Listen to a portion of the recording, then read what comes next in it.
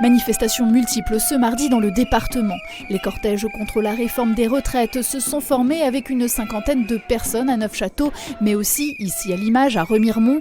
Ils étaient près de 200 à défiler dans les rues de la cité des Chanoinesses.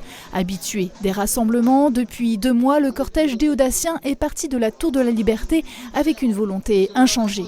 Assemblée de personnes unies par la même colère à faire plier ce gouvernement. Ils sont rejoints massivement par la jeunesse qui eux aussi voit l'urgence de nos revendications. 650 manifestants selon la police, 1000 pour les syndicats ont défilé dans le centre-ville de Saint-Dié, un cortège plus encadré que d'habitude.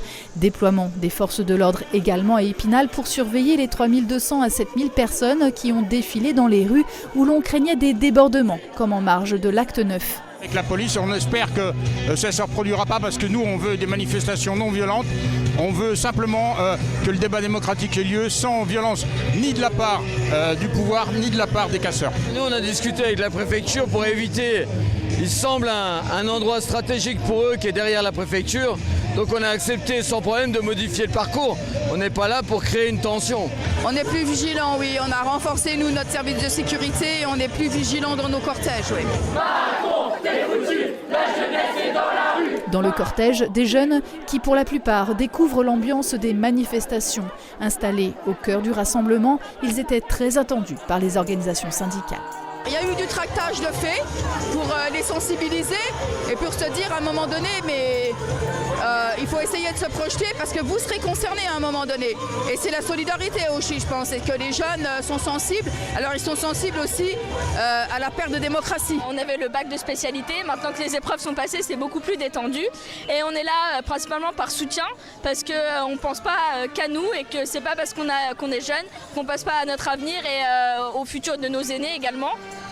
Alix. On est aussi là par solidarité pour les personnes qui vont en partir tout de suite de cette réforme. À l'heure où le Conseil constitutionnel va devoir étudier la réforme, l'espoir reste intact, celui de faire reculer le gouvernement. Nous, on n'est pas favorable à une espèce de médiation ou de truc qui nous ferait sortir par la petite porte. On va rien lâcher, on va continuer la mobilisation. Les différentes organisations syndicales ont proposé aussi des arguments parce qu'on ne serait pas tout à fait dans les clous quand même de la Constitution.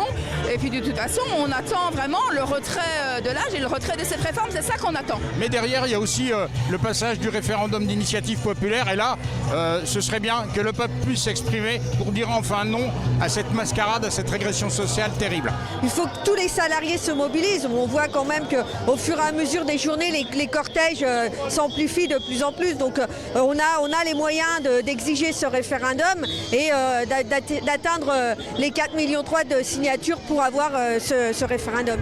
Mais à la fin du parcours syndical, l'ambiance se tend et dégénère au pied de la préfecture. Répondant à des jets de projectiles, les CRS ont lancé 10 grenades lacrymogènes pour repousser et disperser les manifestants violents.